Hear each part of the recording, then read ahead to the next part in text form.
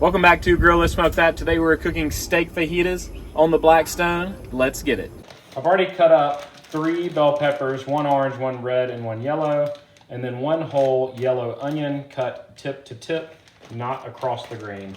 And then I have about 2 pounds of an inside skirt steak already in these bags so that I can pour the marinade straight in. So let's go ahead and make the marinade today.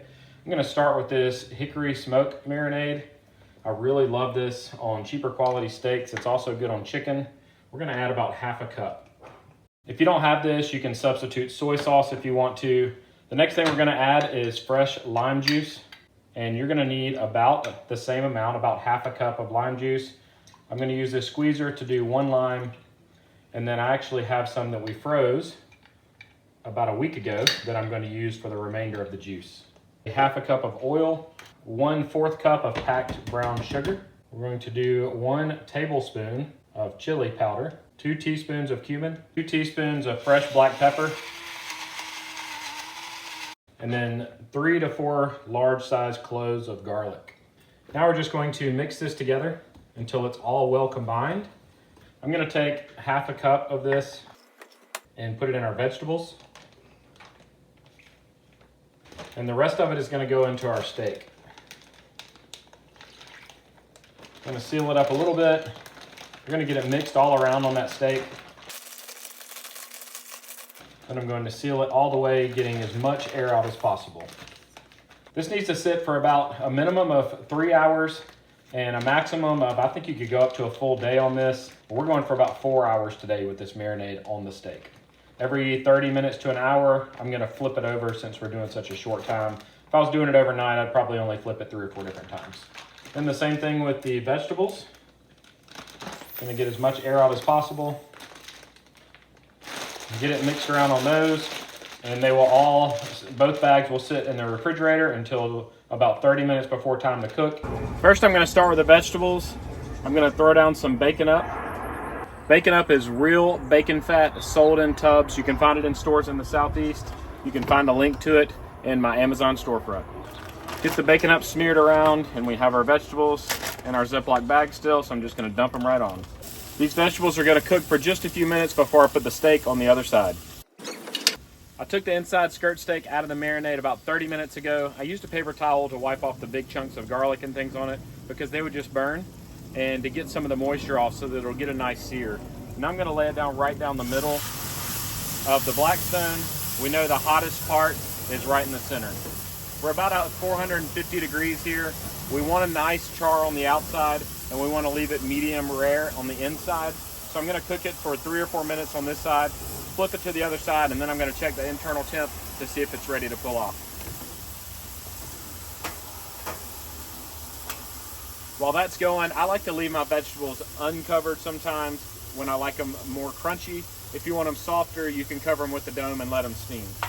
I also like to spread the vegetables out so they all get surface contact to get a little char on them as well. I'm gonna give this steak a flip so I can keep an eye on it. You can see nice color on that back side. We want as much surface area touching the griddle as possible, so I'm gonna press down the edges. One thing I wanna show you that's a great tip for the Blackstone. The edges and the corners are a lot cooler than the center. So I've took this thinner end of this skirt steak and I pushed it into the corner so the thicker meat will cook more, the thinner meat will cook less. Give it another flip. We don't want any of the sides to burn. I have my temperature turned all the way down to low now on this side. You can even turn a burner off if it's not cooling down fast enough. But now that we have the sear on the outside, we just want that internal temperature to come up to about 130 degrees. So I'm doing a temp check with my instant read thermometer.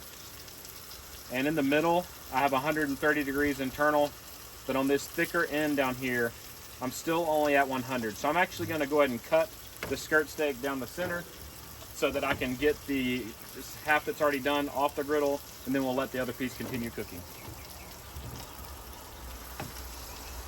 All right, everything is ready. It's time to get it off. I'm gonna use my food shovel, AKA the Cuisinart food mover, to get this all off. I love how quickly I can get everything off of this.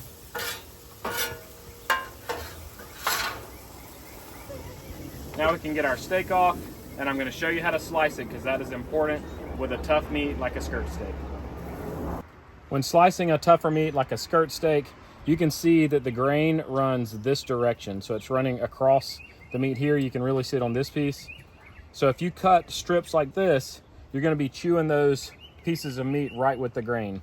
There are a couple of ways you can do this. You can cut it into smaller sections like this,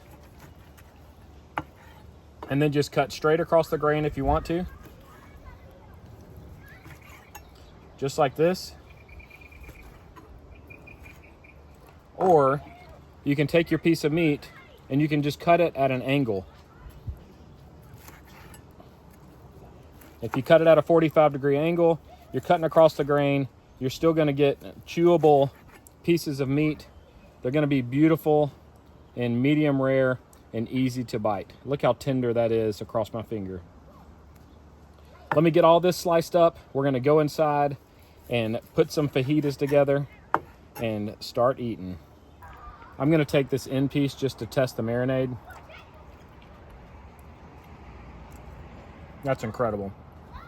You can taste the garlic and the citrusy flavors in there.